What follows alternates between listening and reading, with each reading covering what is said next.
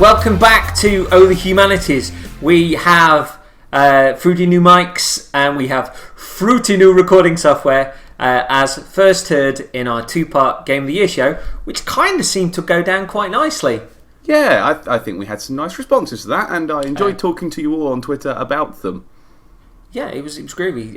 In particular, thank you to the likes of Tamor Hussein and Gav from You Died, and I had a few this morning, which I'm trying to look at. It just sort of, it's nice when people pick up on specifics or kind of little bits that I thought were maybe personal to the things that we'd said, and folks that agreed with it and disagreed with it, and I found that with a lot of the Game of the Year stuff that I've been listening to, that like opinions are all over the shop wonderfully, but it's nice to hear folks articulate just why they've clicked with something or why they haven't. So yeah, incredibly diverse year as well for games. So it was cool to see other people's thoughts and opinions and feels on all the games, because there's been a million games out, hasn't there? Well, everybody thought that 2014 was just going to be a year when everything's been delayed to 2015. The irony being that I've been trying to think of what games I'm excited for 2015. Do you see what I did there? Yeah, I see exactly what you did. Okay, and you before I mentioned doing this, you had how many? Well, I had 3, and then I looked online and found 14, and then that became 16. Yeah. And now I've pared it down to 10. How many do you have that you are looking forward to this year? Well, I managed to get a square, wholesome 10, but I had to cut out one game in particular because I couldn't quite rationalise it being there. Well, you can't talk about it then. No, I am going to talk about it. No, you made me cut my 4. We're not talking about it. What? But this game doesn't technically exist. Well, that's why we're not talking about it then. All right. The listeners will have to find out. I might have just spoken about it already on a previous podcast. Ooh, we'll have to see. Dragon's Dogma Online. Okay, so what we're going to do this week is we're going to run through our second annual Games of the Next Year show, where we try and work out what the top 10 games of next year are going to be. But our top 10 that we're most... Shut up! No. Our top 10 that we're most looking forward to. Not necessarily the top 10 within this is the official review. We're going to, in a year's time, we're going to go back and do our top 10 and just republish this episode, because there'll be no need. Okay. Yeah. Last year we did top 5, didn't we? But this year we're doing the top 10. Top 10, because everything got pushed back. There are a couple that kind of appear within this list again, I think, or at least with my list. But I've got a few surprises. I've got one that you recommended to me. Yeah, tempting. I've got one that I only heard about this week and has become one of my most anticipated games of the year. I think I already might know what that is, but okay, moving on. No, you don't. And give me a vague and quite cryptic view of your top 10. Well, my top 10, I've tried to go with like new IP where possible. I've prioritised new IP over existing sequels, because we know what sequels are going to be like, whereas new IP is fresh and exciting. There are a few sequels on there. I only go for fresh IPs and indie games. And yes. Have you got a pipe on? I do. I do. I'm wearing a sweater vest. I've got a flat cap on. I'm smoking a pipe, and I'm eating some organic pie. You can't say anything like that, because when you turned up here, you wore a turtleneck. There's nothing wrong with a turtleneck. It is a fashionable and warming garment in this chilly of winter. Right. I suppose, since I've not got a box this time, I should flip a coin. As is traditional. Right. Heads or tails? I'm going to go heads. It's gone down by my desk. No, I'm going for it. I'm going to find it. This is great. Once again, we've planned this so well. Seriously, there are so many podcasts with people that have been in games media, that's still in games media. I'm asking you this: your favourite podcast? Do you ever flip a coin and go under a desk? Bet they fucking don't. Hold on. Man, the echo we're getting back is really selling it as well. Like I've got a cardboard box to shout into this time. Yeah. So you've used the underneath of your desk, which sounded equally as distant. So for the listening public who might have been distracted by my sexual climbing into a wooden hole. Right. like a disturbing Pinocchio. Were you heads or tails? I said heads. You are correct this time! Hey! Victory to the ginger. Play or pass? Play or a pass? I'm going to play. Okay? Scores on the okay. Let's just go for it. Do it. Okay. Have you started yet? In at number 10, my number 10 most anticipated game of this year. I'm actually quite looking forward to The Order 1886. And that, I believe, is number 1. No! Yeah! It looks wank! It looks kind of fun. I played it at Gamescom. We waited in a queue and we got pushed through a queue early because we'd got married and the man was nice to us. It was like, oh, thanks. I didn't get married to the man, as in I took my wife and I told the man, and the man was like, oh, that's really cool. I didn't marry the man. Nah, I don't think... It was a good holiday. It wasn't that good. I'll get married to my English wife, then I'll take her over to Germany to meet Franz. Franz, who works in the queue at Gamescom. And then we'll travel to France. Yeah. Right. Yeah. So tell me why I will tell you why. Steampunk Moustache Gears of War McWankycon. Well, until you got to the McWankycon, you were kind of selling it quite well there. What's wrong with Steampunk Moustache? Have you seen the...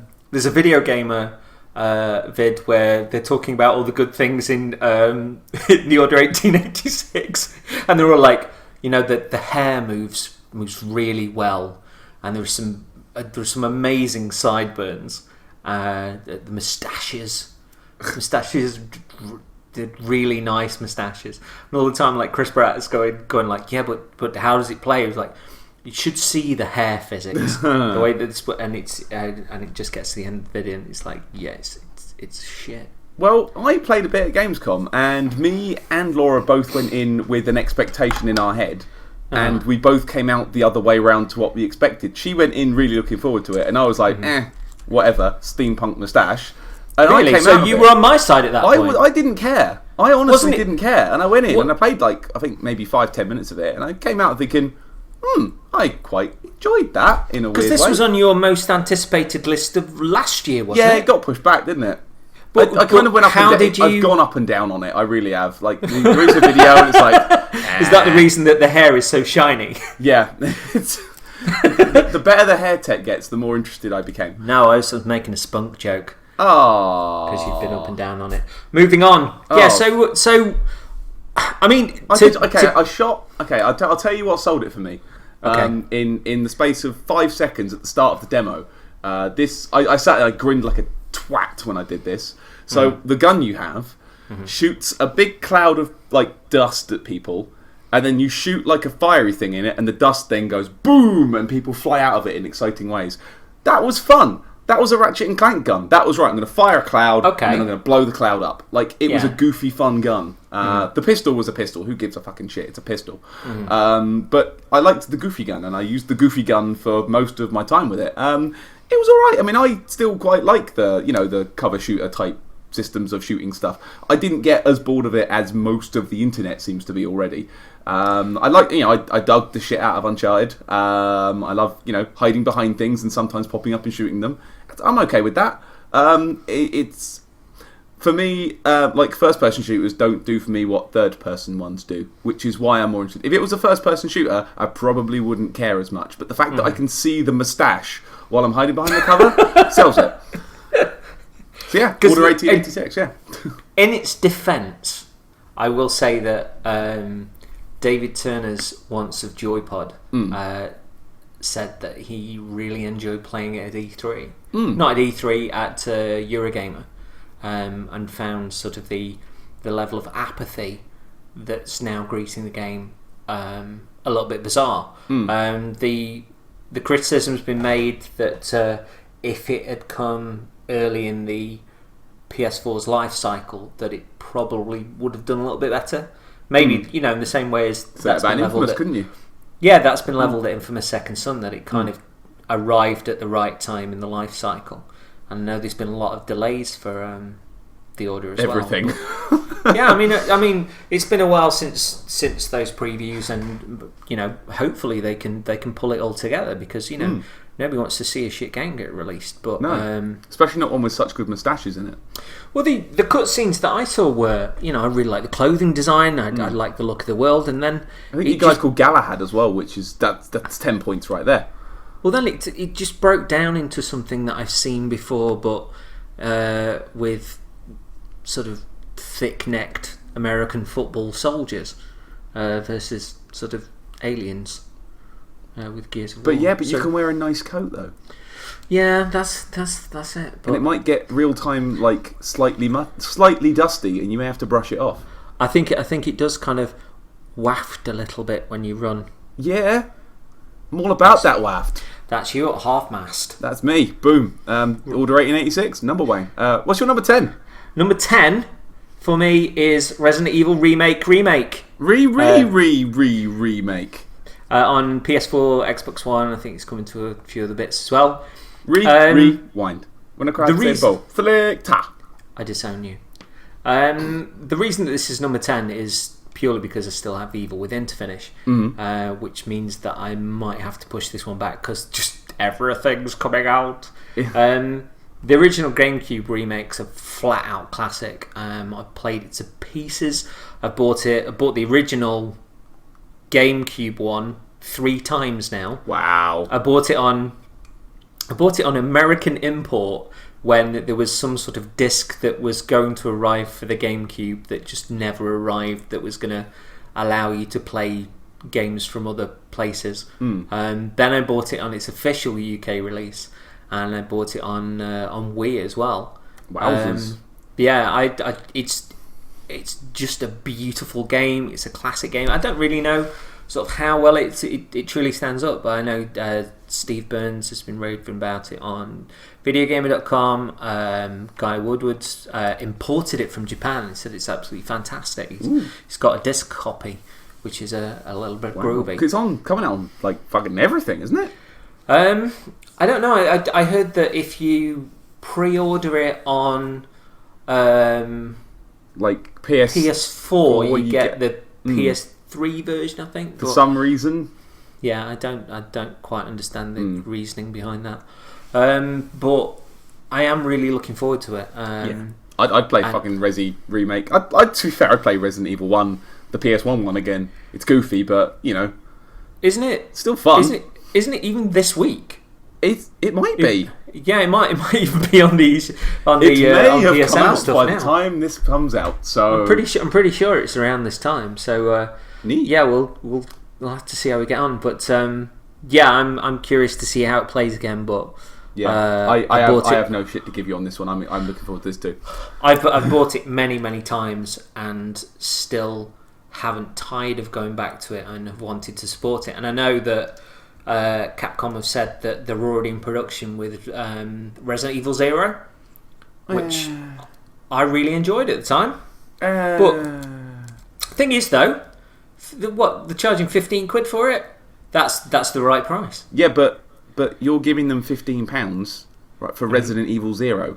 I enjoyed Resident Evil 0. You want another 10 hours of Rebecca Chambers. Yeah, you see, I didn't really mind Rebecca Chambers. Oh, God, it's like we don't even know each other anymore. Yeah, who are you? Who Podcast are you? over, Done. dissolved by a nurse. By a shitty nurse who plays the piano with her fucking elbows. Yeah? Well, then Me and Laura frequently bring that up as the reason we hate her. All the time. Just the ding, ding, ding, ding with her elbows. Like, stop it. You're not funny. What was the Marine's name? Was it like Billy or something? Was Billy something. And then Rebecca Chambers forgets what zombies are between that and Resi 1. It's like, come on. What do you mean? Well, she fights zombies and it's set before, isn't it? And then she's like, oh no, what's that? It's like, it's a zombie. You just fought one like an hour ago. Look, all I can say is, and I mean this with all sensitivity, shock is a terrible thing and it does crazy things. So you're saying she's forgotten it completely in the space of maybe a from day. shock. But then again, the Resident Evil in Resident Evil 0 was like a lychee kind of thing, wasn't it? It was almost like a precursor to the Resident Evil 4 Parasite thing. Yeah. If we start picking plot holes in Resident Evil, this is going to be a really long show. Yeah, I think so. But yeah, I enjoyed Remember when Wesker was behind everything? I remember like really enjoying sort of the swapping mechanic for the puzzles and stuff. And I was terrified by the zombie monkeys. I got done in by the zombie monkeys frequently. But it's a game I'd quite like to go back to, and the thought of having a shiny set of Resident Evil games on new gen machines. Do it to Resi 2. That makes me very happy. But Resi 2 is going to take a lot more effort. Good. But do it. But the thing is, if you are supporting the Resident Evil remake and you're supporting Resident Evil 0, I think the easiest thing that they'll go to next will probably be Resident Evil 4, because they've got that PC port recently that came out last year, the Ultimate Edition.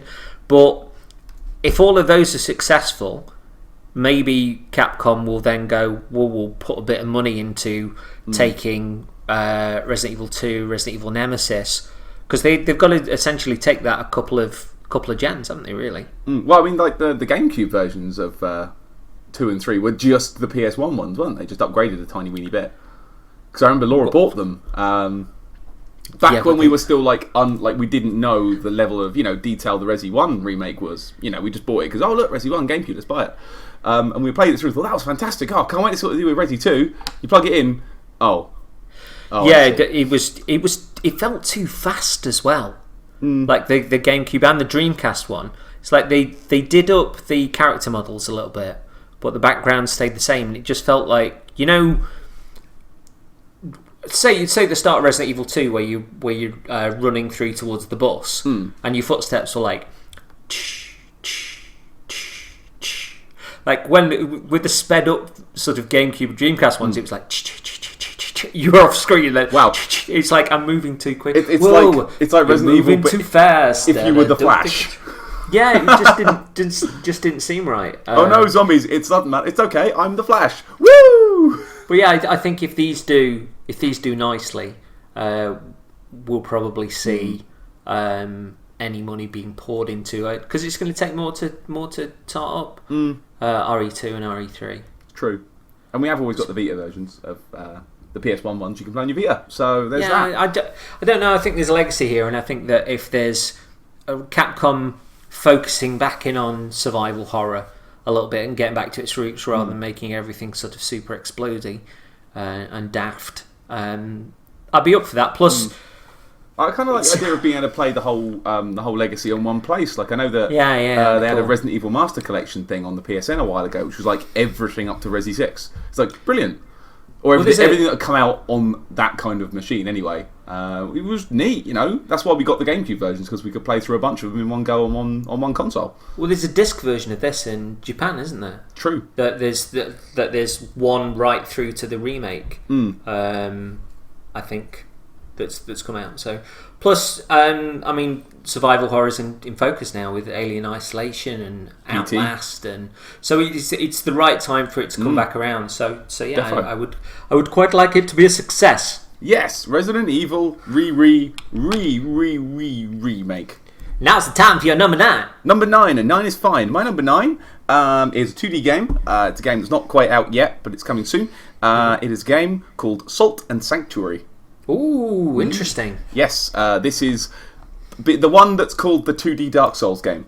That people on the internet and writers of stories have labelled it as such.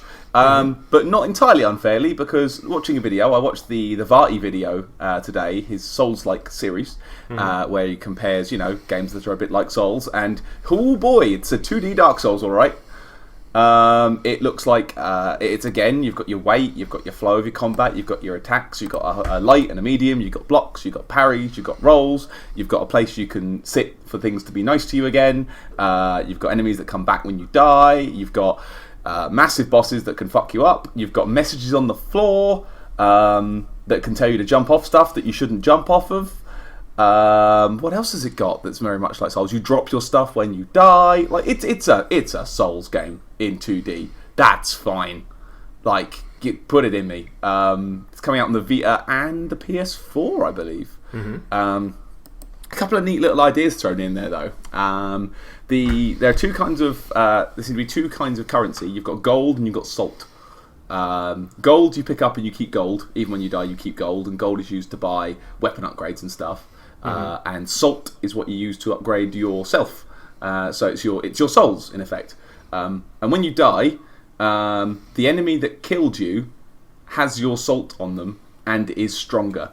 And the only way to get your salt back is to kill that enemy, like a stronger version of that enemy. Which is quite funny. And if you die by gravity, there'll just be a crow sitting nearby with your salt, like a dick. But yeah, no, I watched Varty's video of it, and it looked really, really interesting. It kind of does the same thing. The world's got lots of atmosphere to it. Well, it looks like it's got a lot of atmosphere anyway. Tells a lot of its story via, side means, lots of item descriptions and stuff, as opposed to just shoving it in your face. It's got the mood, it's got the interest, it looks fantastic as well. Yeah, I'm in. This is actually my number 7. Okay. I absolutely, because it's a 2-man team, isn't it? That's done it. Husband and wife, I believe, isn't it? This kind of Ubi art style to it. Animation's fantastic. I was just really captivated by the world. Sometimes you look at something and you go, "Oh, I really want to play that." And the way, Varty's always incredibly articulate at explaining a game. And I think it just looked like something that I'd sink a hell of a lot of time into at home. But I just think it absolutely sing on the Vita, that one. Absolutely sing.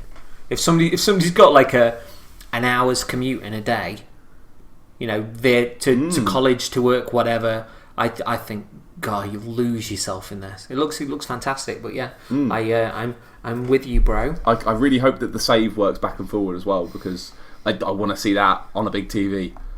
I think that if Sony have chucked a little bit of money into this, I don't think they'll want it to fail, because I think this is the start of something. I just can't wait for all of the reviews calling it a 2D Dark Souls. I can't wait. We should probably count how many say it.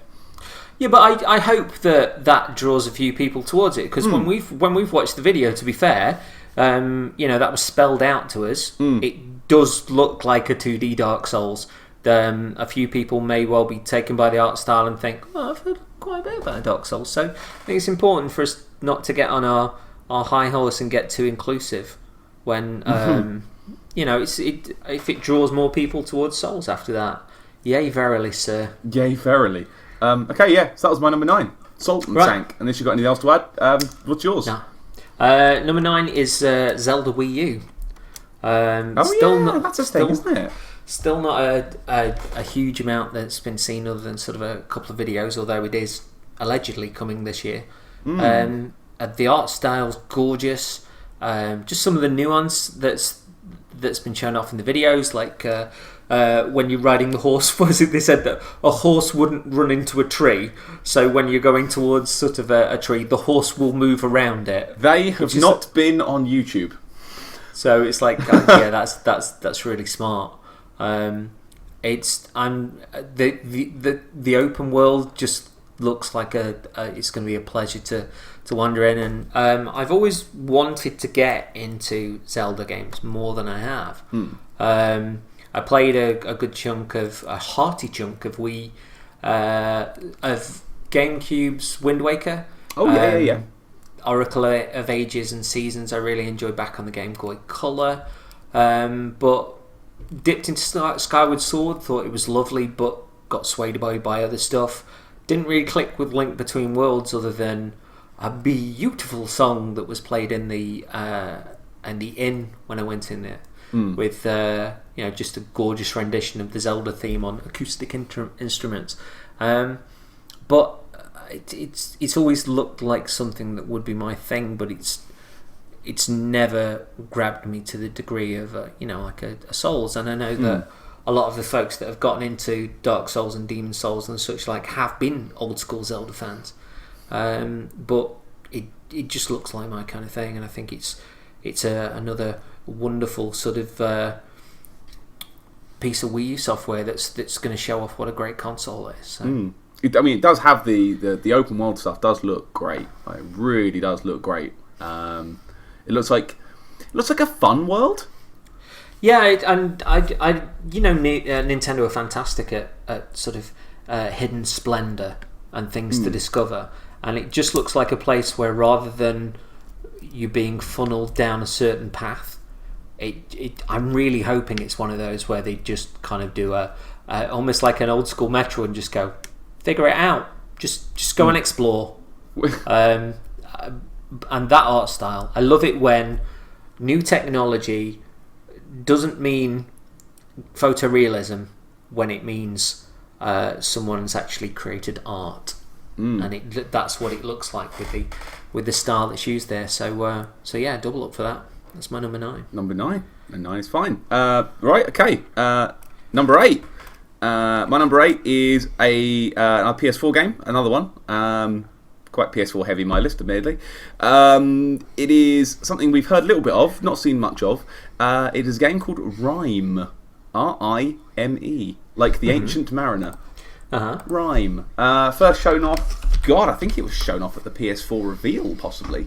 1 or 2 E3s ago. Yeah, it's the one that's about a boy running around on an island, and there's like a big monument. It looks a bit Ico, a bit Shadow of the Colossus in places. Laura lost her shit when she saw that for the first time. Lost her shit. Really? Yeah, it's like exactly her jammy. Exactly the sort of thing she likes. Because your good lady is a really big fan of Minecraft and Don't Starve and stuff. What was it that's her most? Just to get that in, she wanted to say she's really looking forward to Don't Starve Together coming out on PS4. What sort of snared her particularly about this? Because it's cool to get another perspective beyond English. It's really more the fact that it looks a bit like Ico. Small boy running around solving puzzles in a nice sort of, nice. Ico's world wasn't nice, but a nice looking world. Like it looks like same sort of thing. You've got going with the Zelda Wii U. It looks like a very nice world, to walk around in and get a bit lost in, and just work out its secrets. Like it's being very coy about what's the overarching plot of it. It just seems to be boy on an island so far. And there seems to be stuff there. There's stuff that's not being shown yet, and I want to know what the stuff is. But that's my favourite kind of thing, where it's not like go to this place via a marker, where it's just explore. I mean, that's one of the things that I'm kind of digging about Dragon Age Inquisition at the minute. It's now I'm in sort of areas where the plot above it is moving. That I'm just figuring out how I'm doing stuff. My own way, and I spoke to someone today who, instead of going where I went to a completely different area, and they've had different experiences, met different people. That's what I want. That's what fuels all the sort of conversation that we've really loved about the Souls games, because people have done things. Yeah, more of that, please. More. Yeah, give us adventure. Give us stories that happened because we went the wrong way. Brilliant. My number 8, Rime, looks awesome. And the weird thing is that through that, you've reminded me of a game that's not on my list, that probably would have been on my list, and I hope to Christ it's on yours, because I do want to talk about it. So we'll come to that in a bit. Let's find out, eh? Maybe. Let's find out together. Right. So, what is your great number 8? My number 8 is Splatoon on the Wii U. Oh, yeah! Just looks like solid good fun. And I loved the reports at the Eurogamer Expo that people were being invited over from the Call of Duty stand to have a bash at it, or else were quite curious at these never-ending lines that were around Splatoon, and that folks were universally taken by the fact that it was really fun to play, that there was loads of strategy to it, that it looked the way that it did. The look of it is just glorious. There was a little more about it on the Nintendo Direct today, and it's coming out before I thought it would. It's coming out in May. Really? Which is really cool. Yeah, okay, that's kind of cool. They showed off a few more of the weapons and the loadouts and stuff that you can get, but also that there's a hub world where you can give your characters different clothes, different hairstyles, different shoes, and all of those give different stat boosts to the niftiest of hats. In the game, super daft clothes that you can wear, which is always a wondrous thing. I know it particularly in your world, but it just looks like a game that, as long as they're orange, that's fine. It just looks like a game that everybody that I know on Twitter will probably be picking up, and I think things are going to go a little bit mental with it. It looks fairly pick up and play as well, from what I've seen of it. Like, it looks like you can just jump in and start chucking paint everywhere, and it looks like it explains itself, really, which is nice. Well, isn't that great? Yeah. That, somebody can just get into it and have a laugh, and you can run around. It's why Towerfall's brilliant. You can just pick it up exactly. and play it. Yeah, that's really astute. But even the reports from where was it? I think it was E3, where they were saying that there were some people that were running around just sort of splatting paint on the floor and looking for the enemies, but there were other folks that were playing quite strategically. That whilst the paint on the walls doesn't count towards the total possession of the map, that if you throw your paint on the wall, you can hide in the paint on the wall, and there were people just stealthing it that were basically sort of jumping into the walls and waiting for someone to come round, and then popping out behind them and then taking them out, and just moving across the map like that. And sort of some folks just purely out for taking out the enemies, whereas the other their friends were sort of coating the map and they were looking out for them. And it just looks like there's loads of different styles at play, loads of weapons. It looks fun to dress up, it looks fun to play. I can just imagine like a ton of laughs on it. And it's a dead cert for me, that one. Yeah, I mean, as a man who doesn't watch a lot of Twitch streams of shooting games because I find it to be boring, I'd watch fucking Twitch streams of that. Well, it almost, it's another one of those like Sunset Overdrive, I think, that plays into the same aesthetic that made you love the PS1. That it's just really bright, it's got character, it screams fun. And more of that, please, games. Colours, shapes, and mess.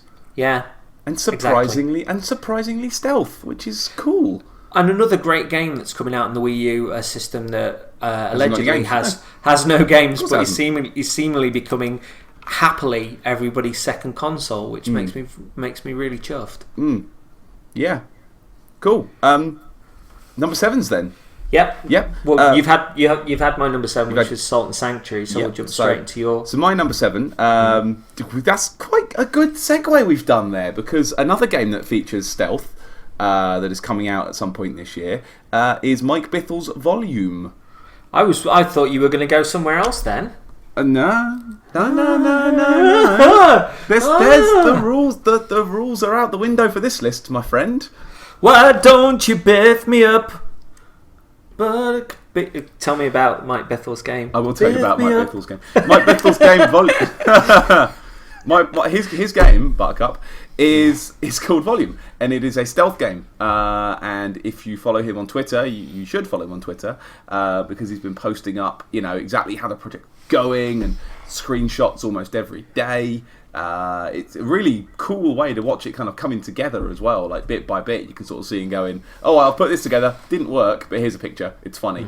Anyway, Volume is a stealth game that appears to be channeling, and really hard channeling, the original Metal Gear Solid, which put it in my ass. Just roll it up, put it in me. Give it to me now. It appears to be based on, it's called Volume, and obviously when you speak, you are being quiet, but you appear to be able to use things like, sound projectiles that you can kind of chuck round corners to piss the guards off and make them go look over other places. And there's all sorts of stuff that they're putting in. I think there was dogs that just showed up in the recent trailer as well that you've got to avoid. Just as a really neat little stealth game. Because he said that there's other enemies that are coming. That it's not just the robots that you've seen before. And the fact that there's more coming, like, it's brilliant. And the big one for me, the big one that sells it super hard, fucking Level Creator. Yeah, so can just remake the entire of Metal Gear 1. Yeah, so somebody's going to be on that before they've even played the game. The game will be on the system, it will go live, and it will be live 3 seconds after it goes live. Yeah, you know that Bithel's counting on that as well. Of course he is. He's probably made it himself. He just wanted to make Metal Gear, and he needed an excuse. So this is just an elaborate 1.5 year long development time excuse. But they've got quite the actors in there now as well. They've got Let me tell my brain's forgotten. No, let me tell my joke that I told to Mr. Biffo the other day to do with it, which is vaguely connected to this. Okay. Which actor can make clowns, high wire acts, elephants, and horses come out of his palm? I don't know. Handy Circus. And he's in it anyway. Moving on. Sure he is. There's Jim Sterling's in there, isn't there? There's Charlie, some YouTube guy. McDonald? Yeah, I think that's his name. I don't know who he is. YouTube guy. Danny Wallace is in it again, isn't he? Yeah, good old Danny Wallace. Because you proper fell in love with Thomas is Alone. Thomas Was Alone was my shit. I own that game about 6 times now, and I've played it on all the platforms I have it on as well, like over and over and over again. It's a game that those of you who listen a lot will know that I've played with the commentary on, and it's fascinating. Really fascinating, because Bithel's a really good speaker. He knows his stuff, and it's just a joy to play through it once, enjoy the story for what it is. It's a fantastic story, but then play it again to like learn how it was put together. And like he points out at one point in one level, there's a bit down there that I didn't quite finish. The water kind of comes out the side of the block there. Oops. But do you remember it was Game City 2013 where I went to Nottingham Castle? You did. And there was Mike Bithell and a Robin Hood historian nerding out about all the different variations and the twists of the Robin Hood myth and where they formed and where they came from. And the nice thing was to sit in that audience and see Mike Bithell asking as many questions as everybody else. And it was clearly he'd read up loads, but was adoring sort of picking the brain of someone that knew everything. But yeah, that was really cool. And I must admit, Volume had fallen off my radar a little bit. Had it gone quiet on you? Yeah, it had stealthed around me. But I'm kind of up for that.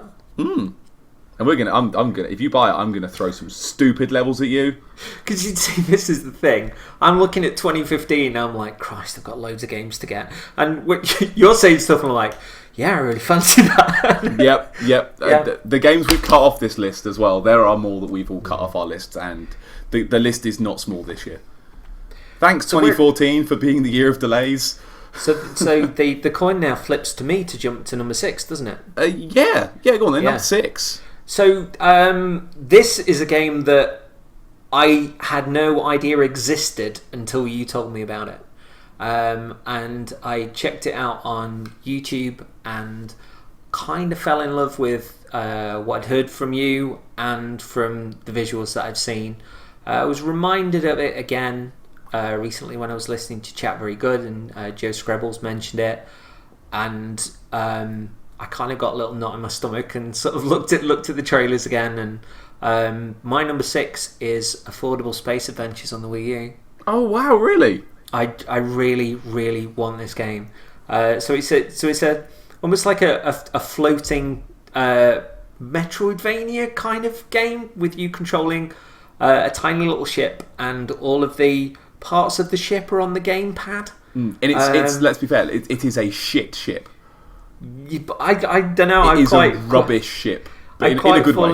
It is almost like you can imagine having like a little metal toy from the 60s or something of it on wheels that you could trundle about.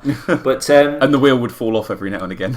It's really atmospheric. There's a level of discovery. You've only got sort of the light on the front of the ship. On one of the trailers, there's kind of there's a big laser beam at a certain point that's covering half of the screen, and as to whether you're supposed to find another way around, or as they do in the trailer, they plunge the ship into it and the ship sets on fire, and obviously you then have to counteract that on the gamepad. Yep. It just looks beautiful and simply brilliant. I mean, you've played it, so I have played it. Wax lyrical, please. I have. Yeah. No, I really like what I played. Like as you say, it's sort of Metroidvania-ish, although I'm not sure if it is actually just proper levels. I might be wrong. It could just be proper levels. I didn't play that much of it to find out.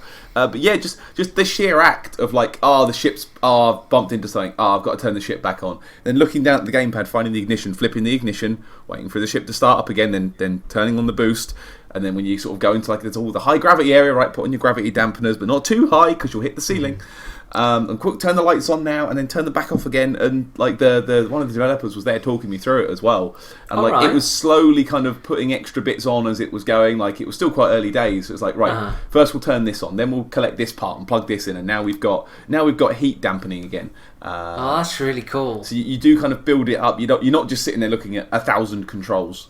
So as they were saying that to you, were you kind of building up more and more of a love for the game as they were telling you the different intricacies? Really good. It was like, I see. So ka-chonk, and then, cool. And then, my ship's off. Wait, hang on. I can do this. On, and then that up, and then that over there, and yay, it's flying again. Because on the trailer, they've got bits where the ship you can barely see in front of you, and there's what looks like tentacles at a certain point, sort of reaching down from the ceiling, and it's sort of turning the light up onto those, and I suppose establishing whether it's a threat or it's just scenery. But it's another one of those where everything looks like it's there to be discovered, and nothing's particularly spelled out for you. And it's nice to see the Wii U gamepad being used well. It is, and it's used really like. Just jump back a little bit. The systems in place on it as well.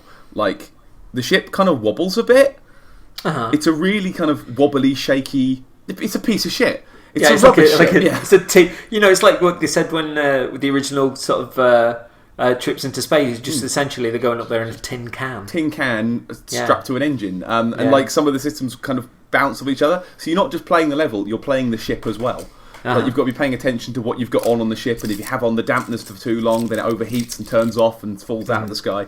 So you've got to be micromanaging what's on the pad while simultaneously looking at the screen to find out what's going on. Really, really engaging little stuff. Really, really fun little stuff. And I thought it was great. I mean, I'm a sucker for rubbish stuff in space. It's got character though, hasn't it? Just real character.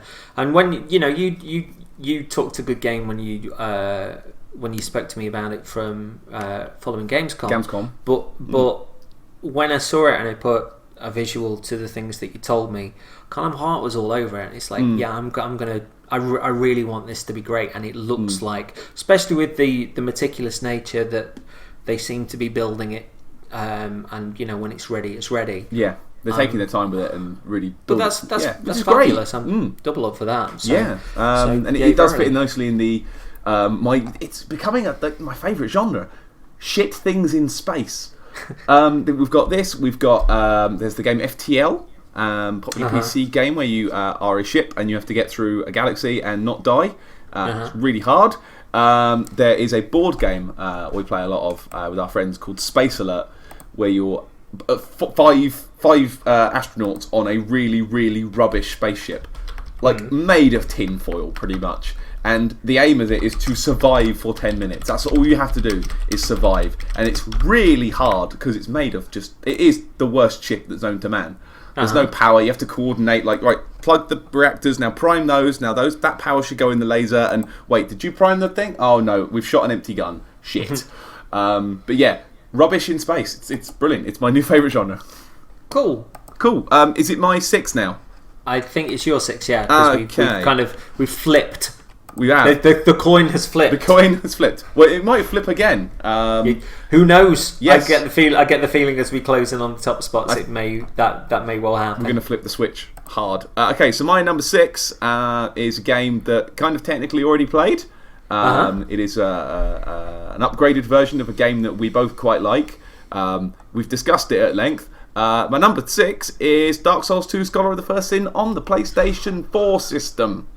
Also, the Xbox One system, also the PC system, also kind of a slightly less featured version on PS3 and but I'm buying the PS4 version, so that's that. There we go.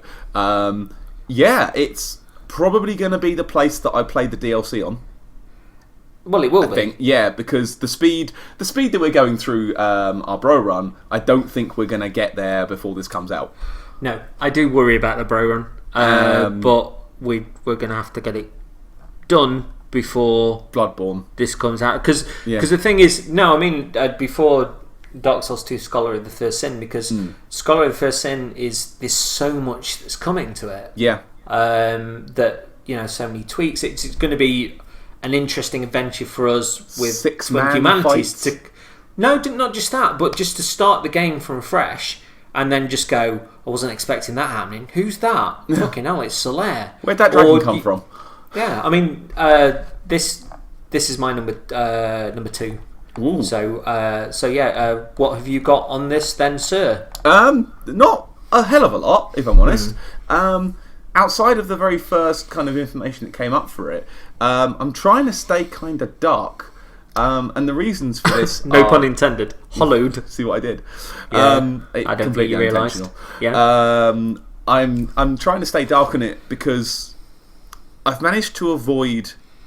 I think I've managed to avoid spoilers for the Crowns, the Sunken Crowns DLC for Dark Souls 2. I've managed to avoid almost every video that has any kind of story or plot or boss fight in it at all from this from those DLCs. I've managed to, I've been skipping off, some of my favourite YouTubers because I don't want to know about it. I want to play it fresh. That's the only way to play it for me. You've got to play it fresh. So the same with the Scholar stuff. I know it's coming and I know it's going to shake it up, but I don't want to know. I want to find out. I want to be surprised. I want to just walk out into a place that I thought was completely fine and have a fuck off dragon staring at me. Like I'm looking forward to being scared by it again. Because the thing with Dark Souls 2 now is that we are, myself particularly, I don't know about you, it's becoming a comfy, safe place now. And I know my way around it now, and it's comfy. And it'd be nice to kind of shake it up and get back the fear. But the thing was, you didn't play the DLC, and the fear was in the DLC. And I was listening to Joshua Garrity from Kane and Rince, who's talking on the Bin Night Resistance Very Good, like 7.5 hour end of year podcast. He was saying that the DLC is as good as the original Dark Souls and includes one of the greatest boss battles in any of the games. And I'm just kind of looking at that they, as to whether the initial team were up against deadlines or whatever it was that they had to get Dark Souls 2 out. And I think the Dark Souls 2 is a very underrated game, but if that focus led to the DLC and that same focus has then gone into, right, well, we'll do this to the story, we'll add this NPC, we'll put a Drake in, hide his Tower of Flame, we'll do this, that and the other, we can use the new technology to take things up a level. So polish wise, we can put in the 6-player PvP. I'm just really, really excited to see what happens. But also, I mean, God, heaven help me, I've got the PS4 and the Xbox One versions ordered. Of course you have. Because, well, not just from a collecting standpoint, but with Bloodborne coming out on PlayStation 4 2 weeks earlier... That timing seems muffed up, doesn't it? Well, possibly not, because everybody that's buying Bloodborne will buy Dark Souls 2. Of course they will. The vast majority will. But I'm wondering that with all the hype that's on Bloodborne as well, as to whether that might reflect onto the Xbox One version of Dark Souls 2 Scholar of the First Sin. And it might be more popular because people haven't got the choice of playing both games. True. It'd be like, well, this, almost embraced as, well, this one's ours. I suppose in the same way that the 360 version of Dark Souls 1 seemed to get a bigger following because... Yeah, because we had Demons and Dark.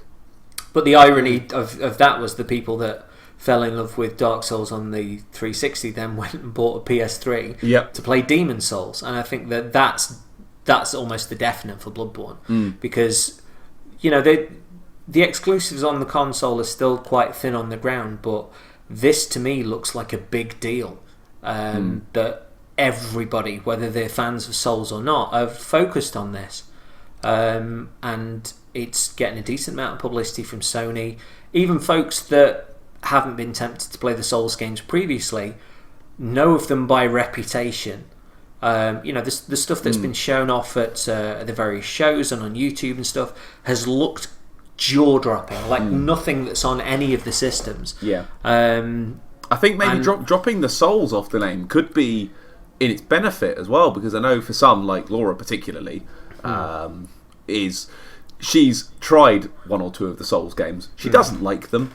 She doesn't like her games to be that hard, and I'm not saying Bloodborne isn't hard, but the fact that it is a fresh new start. She came away from that demo at Gamescom really enjoying it. That's really cool. Yeah, but didn't get super far, but But we will come to Bloodborne in good time. But all I'm saying is that I think that I really want Dark Souls 2 Scholar of the First Sin to win back the people that kind of the original lost. Yeah. Because there were lots of us that warmed to it, that saw the things that it did right, as well as the misfires and stuff. But I'd really like them to manage to just nail everything. And to be fair, there's a lot of people that I've listened to on podcasts who perhaps didn't click with the first Dark Souls 2, that are ready for it to be won over by it. And this whole first Sin thing as well. If they don't call back to the first one, I'm going to cry. First Sin, that's some Velka level shit right there, surely. Yeah. Right. Mind you, I was watching a stream the other day, and it was on New Game Plus on Dark Souls 2, and it was the fight in the level with the pirate ship. Can't think. No Man's Wharf. No Man's Wharf, yeah. And you know how you get the extra enemies that drop down? You do. The bastards. You can farm those for some sort of like Velka gear. Ooh. So you've got like they got this sort of mask that was like a massive crow mask. Oh, this is the really one that the art that showed up in the issue of Edge, wasn't it? It might have been, yeah. But it's really cool, and like it's a random drop. So what they were doing was taking out those enemies, and then quitting out of the fight, and then coming back to it and stuff, and just sort of constantly going through it. But it's Anyway, I'm double up for that. But that's your my number 6. Okay. Is it your 5 now? It's my 5. Your 5. My 5 is a game that's already out in America, and I had no idea this existed until 2 days ago, when Joe Scrabbles detailed it on the latest Chat Very Good. And it's a game called The Fall. I've heard of that, but I know nothing of it. Yeah, me neither. And I love hearing Joe Scrabbles speak. I think he's really articulate. And he really set the scene for it. And apparently one of the guys from Giant Bomb has this as their game of the year for last year. Really? Yeah, and it's a sideways adventure about this sort of Iron Man-like suit that falls to Earth with a human being inside, and the human being is critically injured. Oh God, yeah, I've heard about that. Yeah, and like the AI is programmed with 3 directives: protect humans, obey humans, don't lie. And it's about how the suit touches down on this planet and is trying to assume sort of get its bearings, and it's having to step up for the lack of the human being inside who may or may not be critically injured. And it's the evolution of the computer, the soul that's inside. It's how similar AIs react to the fact that the AI is working on its own beyond the human, and of the things that you find in the world. And the world is sort of, again, sort of hidden in shadows, and everything. You're not set out on a straight path. It's up to you to discover what you can see, and it just looks breathtaking. It sounds shit hot. I love the premise. The premise is just brilliant.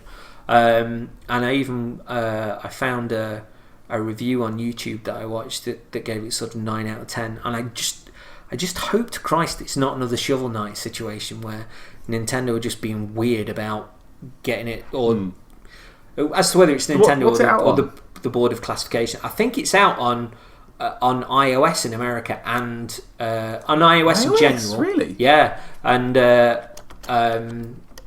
it's on Wii U in the States, but it's not been released here. And I know the company that are behind it are hopeful that it's going to be soon. It might be the British Board of Classification there that's slowing it down, but I'll send you the video because it just looks and sounds fantastic, and it's captured my imagination, and I want to play that. I'm desperate to play it. Yeah, well, it appears to be on Steam, so... Oh, right, cool. Yeah. Real-time research. Yeah, but it looks beautiful. Looks banging. Yeah, so... Reminds me a bit of the Swapper, looking at the art style. Looks a bit like the Swapper. Not a million miles away, yeah. In a good way. I like that look. But... it's nice to have a game come out of nowhere, a bit like Salt and Sanctuary, I guess. That I wasn't expecting, and you just go like, "Oh my god!" Yeah. But yeah, that's thanks to Joe Scrabbles, and everyone should listen to Chat Very Good because it's fucking awesome. See that story? It reminds me of a Judge Dredd story I was reading a day or two ago, back in the sticks. Of year 3 of Judge Dredd. I have a lot of the case files books, and I was reading through, and there's a town out in the cursed earth, and they're being plagued by a vampire. And like, oh no, the vampire struck again, and they look, and there's like, girls with the dots on their neck and all their blood's gone. And Judge Dredd just happens to show up, and then over the course of the night they catch the vampire doing it, and it turns out to be a robot. Like, huh? That's just a robot. It's like, oh, our bullets can't harm it. It's a vampire. Like, no, it's a robot. And they follow the robot back, and it turns out the robot is actually a medical droid programmed to keep the former president, Bad Bob Booth, who started the atomic war and was sentenced to 100 years in suspended animation. They're finding blood to keep the bad president alive. And they think the ex-president is a vampire, and the robots are like, no, we must stop him because we are looking after him, but we don't want to kill people, but we kind of have to. And it's just a nice, weird, goofy story, and it ends up with the former president working in a dirt farm. Oh, right. Okay. Because they're like, no, I release you from your prison of there, but now the sentence is life, and then just gives him a shovel. Dredd's cool. Any excuse to reference back to Judge Dredd, I'll take it. But yeah, I think that helper robots. I like it. You might quite like what you see, and if the premise looks like your sort of thing, I think you'll dig it. Plus, It's got that sort of wonderfully almost cut out art style that's prevalent on the likes of Guacamelee. It's got not as bright, but it's almost everything looks like it's just been cut out of paper shapes and sort of assimilated together. So yeah, awesome. Okay, right. What you got? My number 5 is another game that starts with the letter F. It is I would probably say the 3rd most delayed game in the history of the world. Okay. It's a game that you don't like. You don't like the look of. It's a game I do like the look of, however. It's about 4 cool dudes on a cool road trip, driving through the world, just getting some juice and having some fun, and just pounding fists together and being boy like, band monster kill. Let's go look at that lake, yo. And they go boy band monster kill. Monster kill. They do punch a monster every now and again. But yeah, Final Fantasy 15, motherfuckers. Okay, interesting. I'm in. Well, why? I'm so very in. Why? Because it looks like fucking Dragon's Dogma, but a bit J-er. What is Dragon's Dogma with more belt buckles with more and zips? J in it? Yeah. let me explain. Okay, so I do like the Final Fantasy games. The recent ones have been a bit gobshite. I'll give you that. Everything under the 13 aura has been just universally horseshit. And I was kind of looking forward to this when it was called Versus 13, but kind of like very wary of the fact that it's part of 13 and 13 was gobshite. But the fact they've broken it off into its own thing and they've given it its own world, its own story, and the first couple of trailers actually make it look like it's got a story that might even be comprehensible, which is a first for this series for the last God knows how many years, because their stories have gotten out of control. And this looks to be more focused on just a small batch of people. rather than a massive, big, world-changing, magical problem, which it probably is going to be a massive, world-changing, magical problem, but it looks like it's going to make sense. It's like, it's war. Okay, war's happening. Right, fine. I can deal with that. I can deal with war.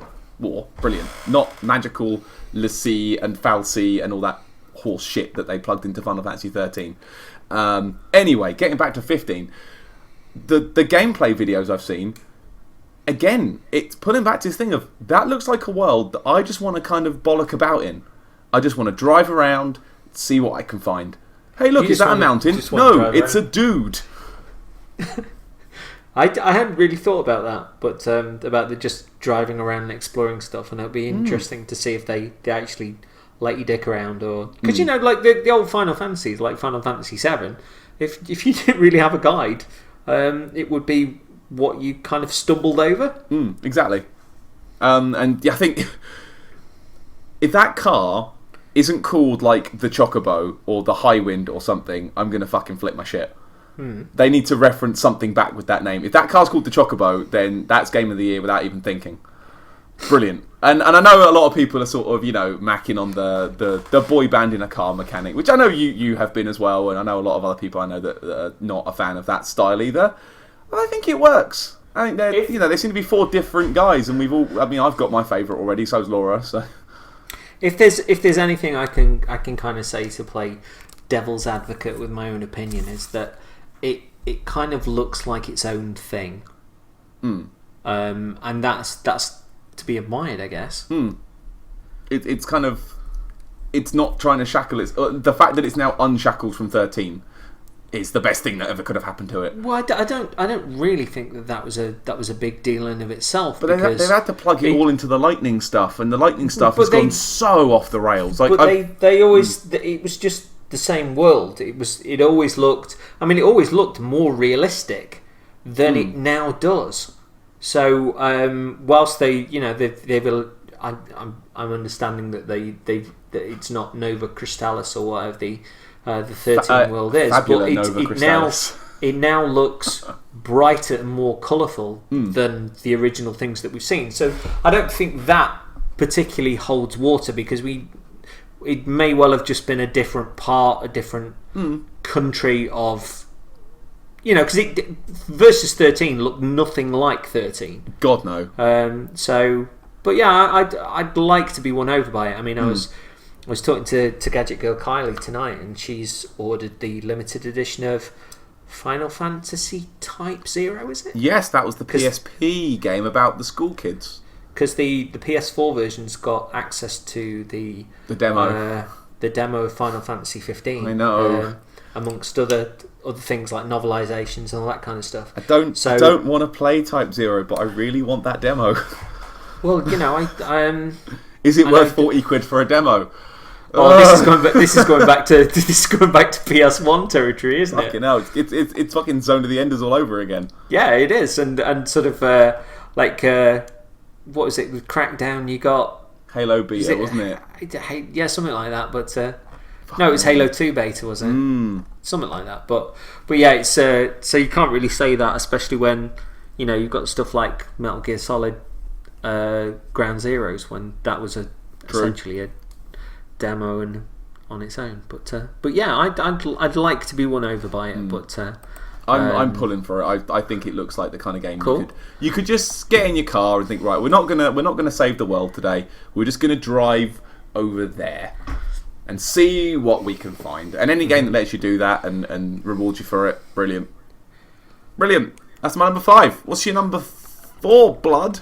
My number 4, Blood, is taking your mechanic of driving somewhere, but instead turning it into a fighter jet or a mech and fighting a dinosaur and going back to a massive new Los Angeles and listening to the amazing soundtrack of Sawana-san whilst it's playing. My number 4, Jesus Christ, slap it in button and put it inside me.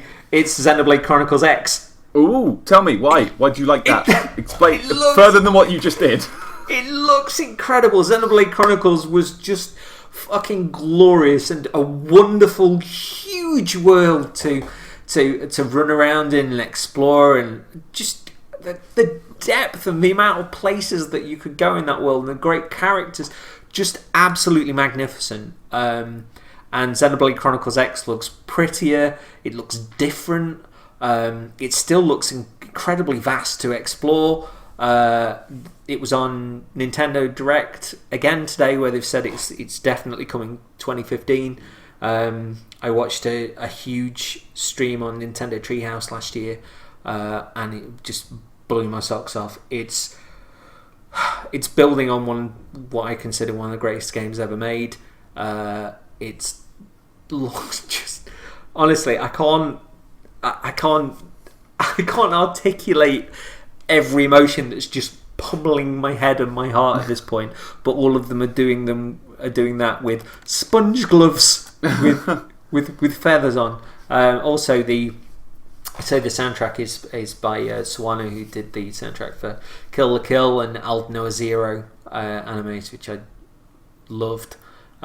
So I'm just completely smitten with it. It's, sometimes you look at a game and you go, I want to go to there, I want to fight a dinosaur, I want to get in a car that transforms into a mech and then into a plane, and I want to shoot some people, then I want to go home. So and then I want that car. So that is a 3-way transformer.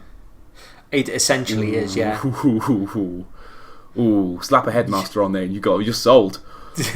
Yeah, it just looks beautiful, and today's glimpse of it again just sort of underlined that. And also, there's the great thing. I suppose this could perhaps apply to Final Fantasy 15 as well. Is that you've got a glimpse of the world, but it seems like they're holding just a fuck ton back. Yeah, I mean, we've not been given a whole lot of story other than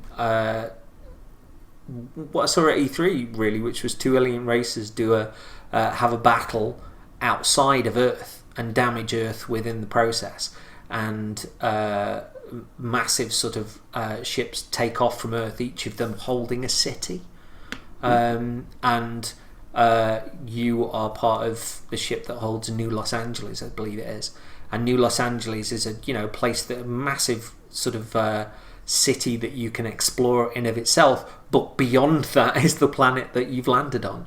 And Xenoblade Chronicles had the cool thing that it set out this story about these two giants, these two titans that before the world began sort of fought and ended up sort of fighting to a standstill. And the world that you explore and the levels that you go upon are actually the titans themselves. And that it seemed really cool. Yeah, and the fact that this big sort of massive open field that's full of monsters and full of life, that's huge vast grassy plains, could be like the giant's arm or something like that. It's just stupendous. This level of depth that's way beyond the thing that you're playing, but you're thinking of. You're seeing the world before you and how vast it is, but there's this towering sort of vastness way above it. I dug the heck out of that with Xenoblade Chronicles, and it looks like one of those things that, as I understand it, with the previous games that the creator had done, he wasn't particularly happy that they were released when they were released, and that with Xenoblade Chronicles, Nintendo basically told him that when it's done, it's done. And I believe that's the same thing with Xenoblade Chronicles X. Plus, it's another one of those games you look at and you go like, how is the Wii U doing this? Is the Wii U a wizard? Which is fantastic, but I'm all for creativity like that. But it looks a bit spash. Jump in your robot ship and go nuts. Yup-a-doo. Yeah, dude. Okay, good. What you got? Good number 4. That was my number 4, yeah? 4. Okay, my number 4. Hey, see what you did there? See what I did there. God, bringing it. Sieging. My number 4 is a game that probably might have been a tad higher if not for the events of this last year. My number 4 is a game with guns in it where you run around and shoot the gun. Can you guess what it is, Joe? There's a man in it. My number 4 is The Division. Really? Whenever I see a trailer for it, I'm still in.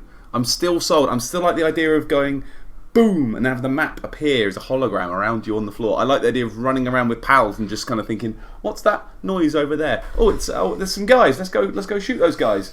And having mixed, other bands of people turning up in your world and kind of roving around with gangs, and it's almost like the sort of invasions of Dark Souls, but with like teams of you. I'm really digging it, but my massive worry about it, and this is now a huge worry after the events of last year, will it fucking work? Yeah, but you see, I'm on the other side of that with my love of Unity, and that was, I genuinely think that was blown out of all proportion by people that had no fucking clue what they were talking about, most of them. They were just, I've mentioned it before, they were just building Wicker Man after Wicker Man, and just underneath it, the fact that it was an absolutely shit hot game got lost. But my worry is more about the fact, like, we've had lots of the big games come out this year that haven't worked. Like, you've got the Master Chief Collection with its numerous problems getting on multiplayer, which is half the reason people are buying it. You've got The Crew, where you couldn't join a crew.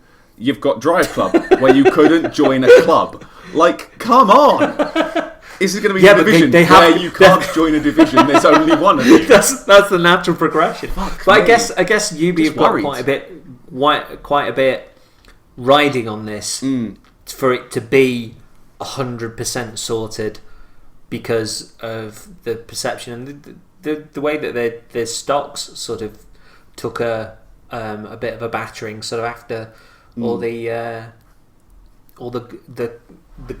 sort of bump happened with regards to the lash against Unity. Yeah, this has been the year where I don't know. It's never really been a problem before where I've wondered if a big, exciting, unique idea is going to work or not. And I've never been in this position before. It's like these huge, really good. Oh yeah, we've got these massive worlds, and you're going to be mixing up with your mates all the time. And I'm just worried, like, is it going to work? Yeah. Like, I'm scared for it. I'm really scared for it. I don't want to be scared because it does look like it might be a good laugh, like a good way of hanging out. And it's a gritty shoot man game in a gritty shoot man world. But there's something about it. It makes me cool. And as long as they don't, fill it full of bullshit and it works, then I'm in. It would have been higher if not for the fact that I'm incredibly worried about it. Yeah, I can still see why. You've been excited about that for a long time. Oh God, long time. I remember how well you reacted to the first showing at E3. So I hope for your sake it's groovy. Yeah? Oh, thanks. It's all right, mate. Nobody wants a shit game to come out. No, except the internet. Yeah. Moving on. Okay, so what is your number 3? Yeah, my number 3. Played this evening. It's not out yet. Yeah. It's a game that I'm very, very excited about. I was hoping was going to be out last year, but wasn't. It's tied into something that I've sunk 250 hours into. Oh, I know this. Previous version. And on the Nintendo Direct today, they said it was going to be out February 13th, and that the demo is available now. Wow. And that folks would be getting emails with a code for themselves and 3 others to give out. That's not dicking about, is it? I didn't get a code, but it was really funny because I messaged Gadget Girl Kylie on Twitter and I was like, when I get a code through, if you've not got one, I'll send one on. And then she was like, oh, cool, thanks. And then she messaged me back saying, I've just had the email through. I was like, I'll check again. Well, I haven't had an email. She was like, there you go. So we played a bit of co-op tonight. And you remember we saw those videos when you came down last year, and there was all the stuff with the snake, and it just looked shit. Oh, the snake bit. Yeah. So it looks like the demo's actually got a really big tutorial for people that have never played the game before. That's wise. And that there are 2 different, like, there's beginner and experienced at the start of the demo, and it states that when you go into multiplayer, that you will be going into on the demo. This is yes, there's multiplayer on the demo, which is great. That you will be going into multiplayer with people of the same skill as you, which is really, really cool. So if people are going out to learn the systems, they're going to be with like-minded folks. There's proper tutorials as to how to use the weapons as well, which I've not seen on the previous games. As to whether this is purely for the demo, it's a really good idea. I don't know, but there's weapons there that I'd not seen in Monster Hunter 3. Like one where there's an insect that comes out of the weapon will bite the monster, and basically then come back to you when it's got something that it can give you. And you can jump on the back of monsters now, Dragon's Dogma style, and twat them massively. You've got verticality. So hang on, that thing you can write, it's like a dog. You go fetch a bone out of that thing. More or less, yeah. I didn't really know how to use it particularly well. Kylie got on with it straight away.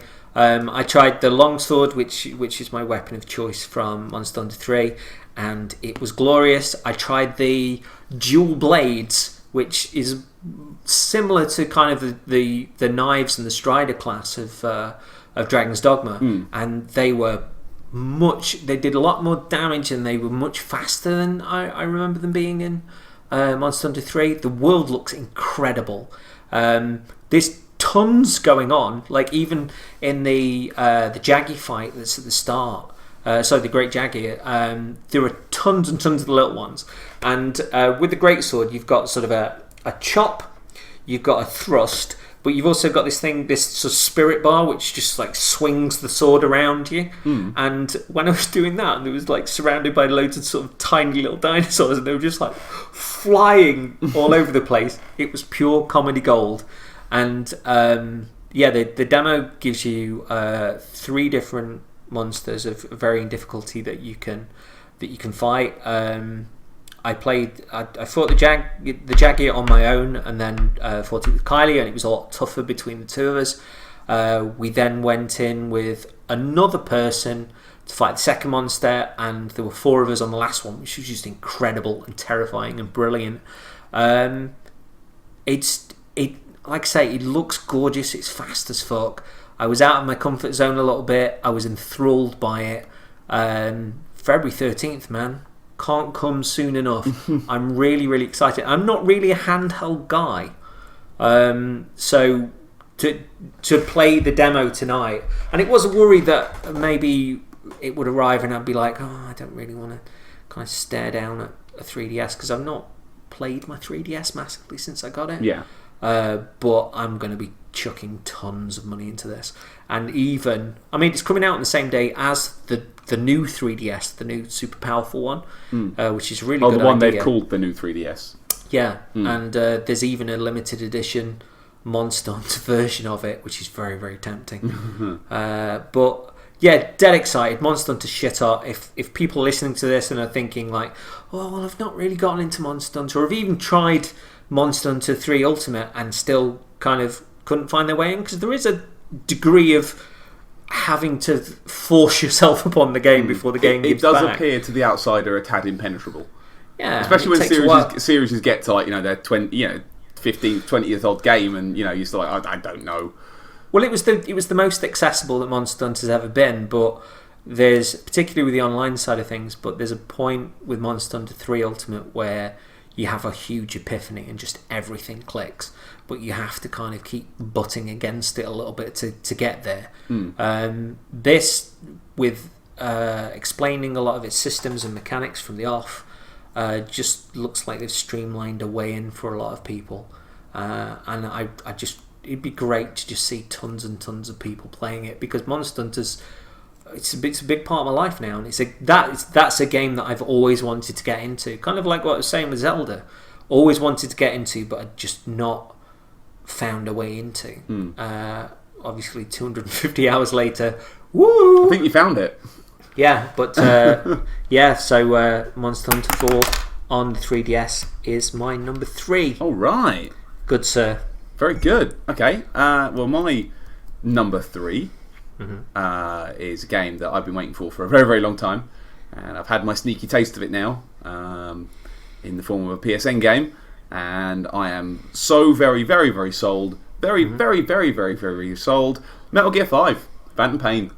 Ooh. Starting from the superficials, looks fucking astounding. Like, it is beautiful to behold. Like, I bought Ground Zeroes finally a couple of months ago. I sort of bashed through it quite, fairly quickly, I would say. But just blown away by how good it looked. I thought, wow, this is really nice looking. This looks really like 60 frames a second. It was solid. It was crisp. It was sharp. It controls like a fucking dream as well. And having seen the videos and sort of trailers of Phantom Pain, particularly the one we saw at Gamescom, it's going to be that good for the whole game. It looks like a proper Metal Gear game. And I think since Metal Gear 4 came out, I mean, Peace Walker's alright, Portal Blocks was alright, but they're not what I'd consider proper. They're not proper Metal Gear games. This is looking like the next proper one, and those are the ones that I love the most. Big numbered ones. They're the ones that get me. I saw a stream on Twitch last night where Troy Baker was the guest, and Troy Baker was. I mean, if you want to put your skeptical glasses on, you could say that this is part of the job, but he seemed genuinely excited to be a part of it, and said that it's going to really take a lot of people by surprise. In a stealthy manner, would you say? Yeah, I think so. Yeah, maybe in a box of sorts. Yeah, but it's looking like that big grand game that I've been waiting for. Like while Mordor has been scratching that itch for me quite well recently, I think it's missing the grandioseness that I think Metal Gear can bring. Like, a lot of people say that Kojima needs an editor, and they're all right. They're correct. Kojima does need an editor, but I always enjoy the big long exposition. I enjoy the cutscenes, like the ones at the beginning and end of Ground Zeroes. Phenomenal, astonishing.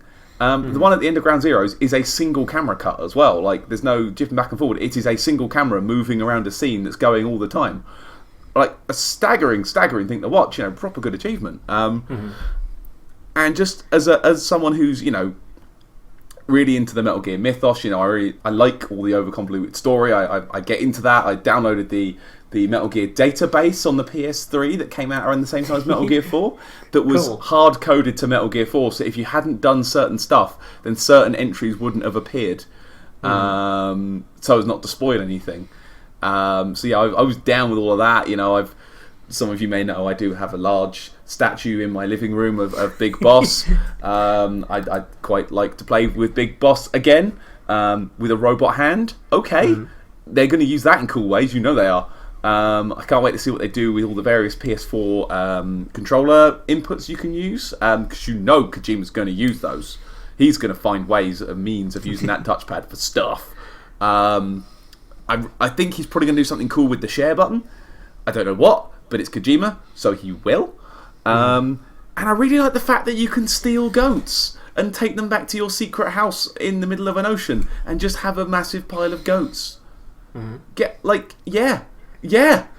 If that was my place, I would do a version of a popular Cher song, but I'd be like, "Steal goats wrapped all around me, but lost for it." Okay, carry on. Yeah, moving on. But the multiplayer stuff they've been showing off recently, like the base invasion stuff and Metal Gear Online stuff, looking like it might be really good.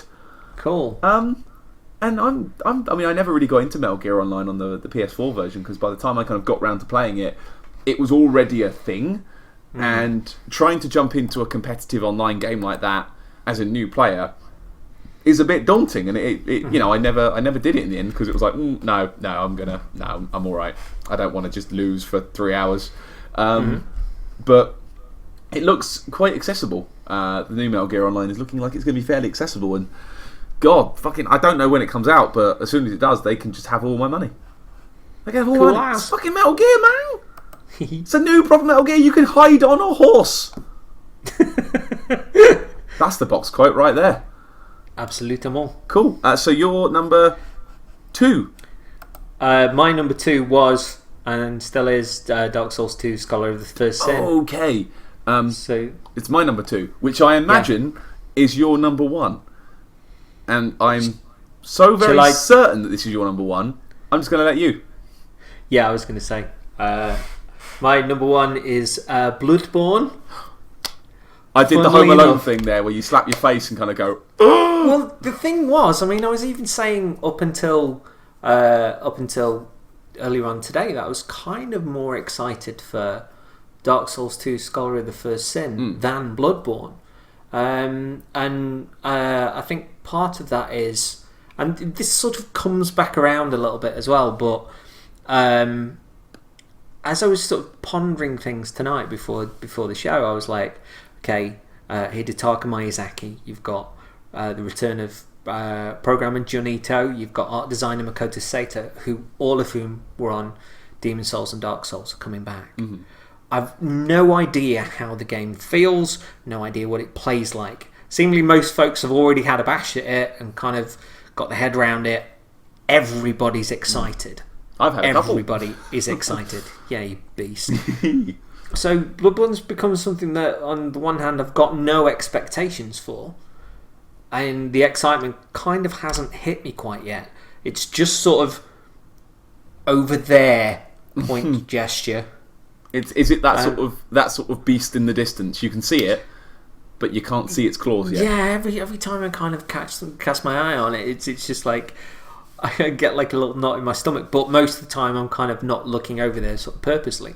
But like I say, if I focus on it, there's this shimmers of the connections to Demon's Souls. There's the fact that when the alpha came out, it was pulled because somebody found a connection to Demon's Souls. There's thoughts of the Broken Archstone connecting to that from Demon's Souls, and I've even looked into those connections a little bit of recent days, and Demons was my first. I mean, a lot of folks do prefer Dark Souls to Demon's Souls, but there's something that I can't quite put my finger on about Demon's Souls. I'm still lost and fascinated in those lands, that design, and whereas I don't have the broader connection to the characters or the story that's there in Dark Souls, it's still an enigma to me that I don't quite understand, but it still terrifies me and excites me, and just it's still got a hold of me. Demon's Souls has. The fact that everybody's coming back for this is great. That it allegedly ties in, even if that's just a nod and a wink, and I don't think Miyazaki will let that go to waste for somebody that's got a fine scalpel on creating sort of storytelling and with things, hidden item descriptions, and the wonderfully obtuse nature of some of those stories, but of how concise they are. Even down to the feel of the world itself, it's felt more demons than dark so far for me. From what I've played, it is a demons game. It's not dark, it's demons. Even down to the way the characters run about. I don't know why, but you get that feeling of yeah, I remember this. This from what I can tell from the things that I've seen, there's this atmosphere of the unknown that's there. And from playing Demon's Souls with the volume on my telly turned up loud, being genuinely terrified by just the air going by, never mind sort of places that were like ting or boom boom boom boom boom boom. Like it just had a hold over me, Demon's Dead. And when I apply those things to thoughts of Bloodborne, I get very, very excited. But it's currently this huge degree of the unknown, and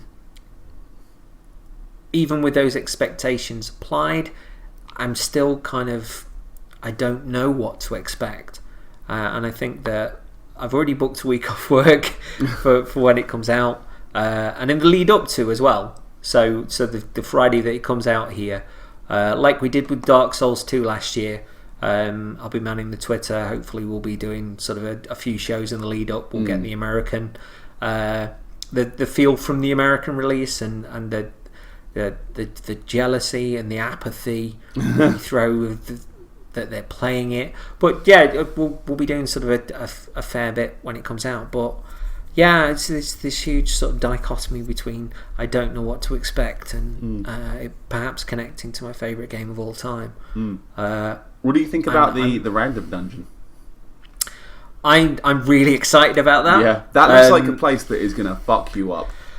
Also, I'd love them to do something where that random dungeon maybe kicks out like a Demon Souls level, or Demon Souls enemies, or even if it's like for a one-off or a certain day of the year or whatever it is. The point that if they did that and they kicked in something that just made you go, "Oh my god, it's you!" It would be just what up, idiots? Days. It's Flame Lurker time. Glory days, pass me by, glory days. Well, picture this, right? So you're walking through your dungeon. You're walking through your own personal randomized dungeon. You know, there's two of us there. We're kind of creeping our way through it bit by bit. We're going to call this like a mofo. We're going through this thing like, we're going through it quietly. You know, we're taking our time. We're taking care of enemies one by one. We're really being cautious. And then we hear, ding! Oh! Stop it! Turn around and run away. Nope. I remember you. But yeah, just to add a few bits on the end for my number 2. Everything I've played so far tells me this is going to be good. And I'm at a point, again, with like Dark Souls, I don't want to know anymore now. I just want to have it in my hands and play it. I want to find out where that fucking spider monster goes after you beat the cleric beast. Because there's a big fucking spider monster on the wall, clinging to one of these buildings, and then when you beat him, and I looked around and I couldn't see him anymore. Where did he go? Oh, Mr. Miyazaki! Oh, he's gone! You are the best! Oh, because you actually first notice him when you're walking through on the levels. You look at the floor and there's this weird kind of shadow thing flipping around. So you, what the fuck is that? And you turn around and it's on this building, like probably about 100 yards away in the distance, and you can just see the spider up there is kind of like twitching around, like, oh god! Do you remember the first person you sort of found that, and all of a sudden it was like, oh my god, what's up there? Nobody had actually turned the camera upwards. Yeah. Like, when it was first found, everybody's freaking out. So flipping their shit. I love that. I love it. Awesomes. Cool. So that was my number 2, and your number 1. Yes, what you got at 1? My number 1, I believe, is the game that you've probably forgotten about. Okay. I think the one you referenced earlier. Number 1 is a big... Wow, it's come a bit circle, isn't it? It's a big, expansive game with a massive, massive world that you can kind of meet your friends in, maybe, and it's infinite, and I really, really, really hope it works. My number 1 game, No Man's Sky. Actually, that wasn't the game. Really? But it did occur to me when we started the podcast that wasn't there, but I didn't know that was definitely pinned down for this year. Yeah, no, it's this year. I think I'm fairly certain it's this year. Yeah, No Man's Sky. How could anyone not be excited for No Man's Sky? Like, well, some folks seemingly are a little bit skeptical that it can. Yeah, they're wrong. Pull a game out of all of that. To which I point them at Minecraft. Yeah, look how many hours of fun people have got out of building stuff. Like this is a universe to explore. I mean, this is. To kind of link it in, have you heard about the Elite Dangerous Mapping the Universe project? What's that? There are 2,000 gamers of the new Elite game, and they're organising to go and explore everything. Like with charts and systems and setups, and like it's that kind of combined effort of let's go explore the galaxy together. That's what I'm getting at No Man's Sky. That is, we're gonna go to space, we're gonna fly around, we're gonna find something cool. Then maybe, just maybe, we'll maybe find each other in space. And I love the fact that they're saying, that the worlds generated are the size of a world. Like, you're saying, oh, I'm on this planet. Oh, so am I. Where? I'm stood on a mountain. Oh, I'm near a tree. Right. One mountain in the entirety of the surface area of the planet Earth. Like, the scale of it. Whenever they talk about it, you think that can't exist. There's no way that could work. But it seems to be working. Like, the fact that every single monster is generated fresh, from a template with randomized ideas to it. The trees are all generated. Every single thing is generated as you go through. One of the vids that I watched with I think it was Game Informer talking to what's the lead guy's name? Sean, isn't it? Yes. And Sean was saying that people from working on Star Wars games who have artistically created entire worlds are just going, how are you doing this? Because everything is generated on fly, and he says that a lot of it's built around. And there's 8 of them, isn't there? What's that? People that work. Yeah, the team. Yeah, it's a tiny, tiny team, and it's like, how are you pulling off this witchcraft? Well, they're sending. There was something saying that they're sending robots in their system to planets to take like 30-second GIFs to see what the planet looks like, and then bringing that back to the system. And I've seen all the variations that they've done on life, I guess. Sean was talking about even physics professors that want to use it as a tool to show people how life would work on other planets, and how chemistry generates, and how life evolves from things. It's like, that's really cool. Well, they've said as well that like not every planet is going to have life, you know. Oh yeah. Not every planet's going to be habitable. It's going to be like a proper universe where half of them are just going to be dead old rocks. It's going to make finding that animal just that much more special. Like it's the Minecraft moment when you find your first village, or you find your first block of diamond, and it's just that special. Like, oh, I found it! Oh my god! It just looks like the sort of game I could really relax into. And you know, I'm one of the kids that way back when with Frontier had a massive star map blue tacked onto their wall, with, you know, little post-it notes aside with different planets that I'd found there, and what I could mine, what I could trade, where there were space pirates. I had this all over this map, so I'm still really curious as to how a game works inside that world. But as far as the world itself and the person that's selling me that world, I'm all over it. I agree with you. Yeah, I mean, like, I still think there is so much that we haven't seen. Like, we don't know what the player character looks like yet. We don't know, like, if there are going to be other, like, enemies to shoot with a gun. Well, they showed off the big ships and the... the ships, but maybe not, like, human-sized ones, you know, that sort of thing. Like, are they going to be traditional aliens to fight? You know, I mean, we've seen sort of, you know, cruisers in space, you know, so it's very clear it's going to be a sort of populated kind of world. Yeah, is there a story arc sort of within that, I guess? Yeah. Outside of the get to the centre of the universe, but that's all the motivation I need. Yeah, cool. Christ, and I like you say, I'm gonna lose a large portion of my evenings to that. Just flying around, exploring, trying to find something cool, and it's the colours as well. Yeah, it's so colourful.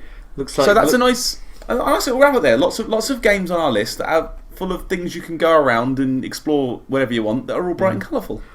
Do you know what the game was that probably would have made the list that I forgot? I'll tell you next time. Thanks for joining us, everybody, on our most anticipated games of 2015. Thank you for listening. Send us any feedback to twinhumanitiespodcast@gmail.com. You can get us on the Twitters @twinhumanities.